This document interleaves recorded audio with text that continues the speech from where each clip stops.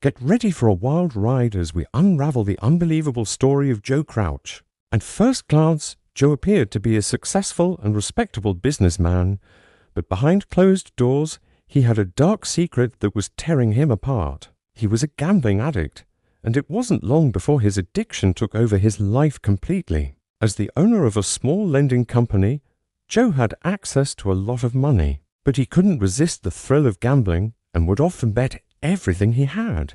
He would even spend entire nights gambling with his buddies, and when a new casino opened near his office, Joe's addiction grew even stronger. But Joe's luck ran out when he lost a check's worth $80,000 that he didn't have the funds for, and in just one night, he lost a staggering $18,000. With mounting debt, Joe began to feel hopeless and desperate. He needed a way out, and that's when Joe turned to a life of crime. He robbed over 30 banks and commercial stores, resorting to theft and even murder to get his hands on the money he needed. But how did he pull off these daring heists? And what led him to this life of crime in the first place? All these questions and more will be answered as we dive into the unbelievable story of Joe Crouch. Get ready for a roller coaster ride of twists and turns. In May of the year 2001, upon returning home, Joe received a call from the prosecutor informing him that he would be charged with fraud, owing the banks approximately $85,000. The phone call was the beginning of the end for Joe. His heart sank as he heard the news that would change his life forever. He knew he had to tell his wife, but he never expected her reaction. She was devastated and couldn't bear the thought of losing everything they owned. As he watched her break down, a twisted idea crept into his mind. He had to protect her from a harsh reality, even if it meant the ultimate sacrifice. On that fateful night, Joe grabbed his gun and walked toward his wife, heart racing with every step. With a cold determination in his eyes, he aimed at his wife and pulled the trigger not once, not twice, but for times. The sound of gunfire echoed through the house, and the smell of gunpowder filled the air. As he stood over his wife's body, Joe knew he had to act fast. He wrote a letter to his children, explaining the unthinkable act he had just committed. He claimed that he had done it out of love to spare his wife from a life of misery without him, but he knew deep down that it was a lie. Instead of running away, Joe called his brother-in-law and confessed everything. The police were alerted, and Joe's son received the shocking news. The police arrived on the scene and found Joe's wife lying in bed with 3 shots to the head and 1 to the chest. The authorities quickly spread the word, warning everyone about Joe and his deadly weapon. The city was on high alert, and Joe was on the run. The chase was on, and no one could tell how it would end. After 12 long hours on the run, Joe had traveled over 300 kilometers, but he knew that he couldn't rest just yet. Despite his fear of being caught, he decided to spend the night at a hotel in Nashville, but under a fake name, Jay Nelson. He told people he was a retired widower from North Mississippi. Joe had to be careful. He knew the police were looking for him, but he still wanted to enjoy his newfound freedom while he could. The next morning, he headed to Marietta, Georgia, but on the way, he spotted a police car. His heart was beating fast. He stuck to the speed limit and tried to remain calm as he passed by. However, Joe had another problem. He was running low on cash and couldn't withdraw any from his bank account. The only thing he had was his wife's wallet, which he had taken from her after he killed her. Joe knew it was risky, but he decided to use her credit cards to withdraw some money at the bank. Joe's plan hit a snag. There was an issue with the withdrawal, and he was asked to speak to the manager. Fearful of revealing his location, Joe knew he had to act fast. He quickly fled to his car and headed south to Jacksonville, where he finally managed to escape the police's grasp. However, he was now down to just $25 and was running low on fuel. Desperate for money, Joe began planning his next move. He came up with the idea of robbing small shops, which often have only one employee. He waited for the shop to be empty before entering and pretending to look for something while he checked if anyone else was there. After he made sure that no one was there, he pointed his gun at the employee and ordered him to hand over the money without resistance, threatening to shoot him. The employee complied and gave him the money. After this easy heist, he took off in his car and headed for Daytona Beach. Joe Crouch's mind raced with thoughts of money and his next heist.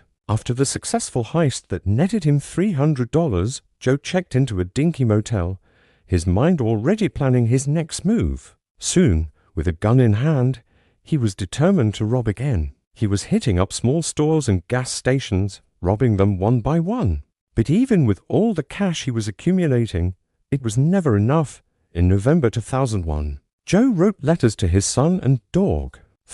Knowing that the Daytona Beach postmark would reveal his location, he cut the distance to New Orleans, Louisiana, to send them by mail. The letter contained instructions for his son to take over his bankrupt company. The following day, his children informed the police and handed over the letters. After that, the authorities were on his tail. The FBI was now involved, and Joe knew that he had to act fast if he wanted to avoid being captured. Desperate times called for desperate measures, and Crouch knew he needed to aim higher. And so he set his sights on robbing a bank. Joe was a seasoned criminal with sharp intelligence.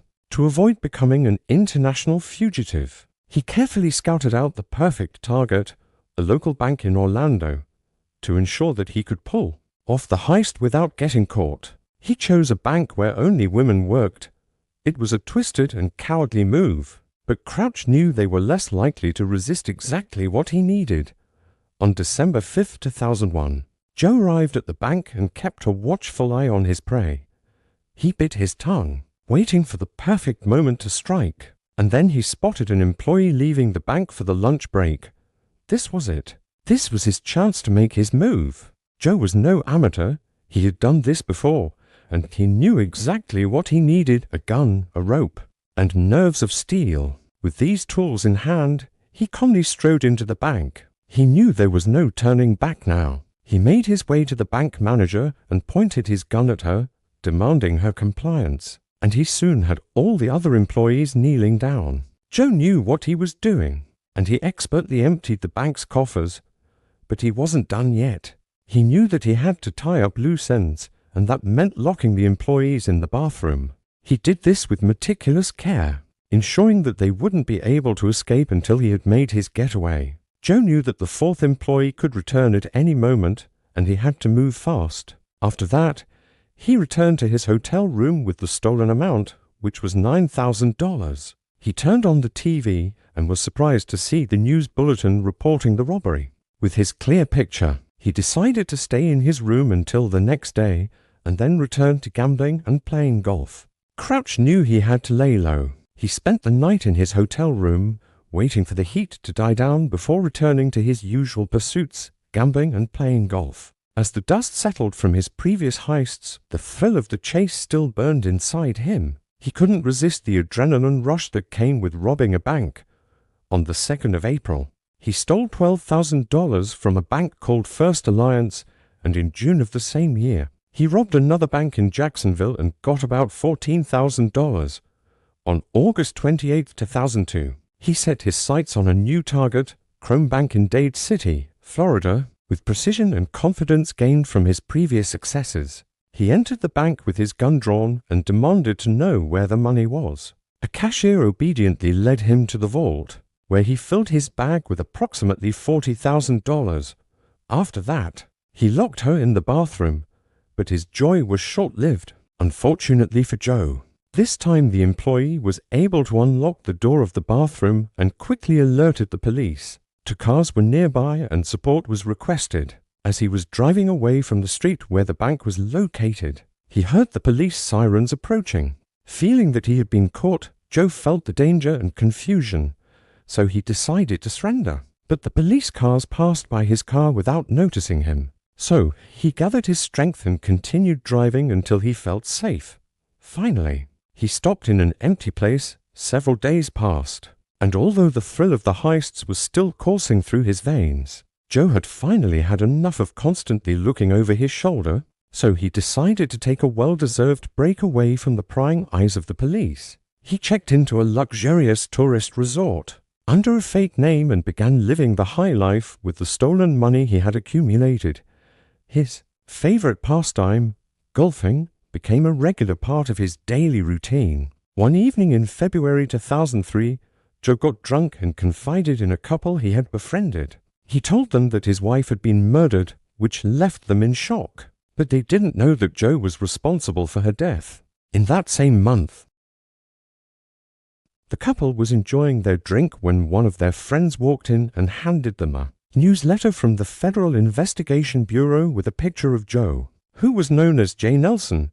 They were shocked, and they decided to inform the police. They told them everything they knew, including his fake name and his location. The police immediately coordinated with the FBI to arrest him without causing harm to anyone else. The plan was to isolate him to prevent any unexpected reaction from Joe because they knew that he was smart and dangerous.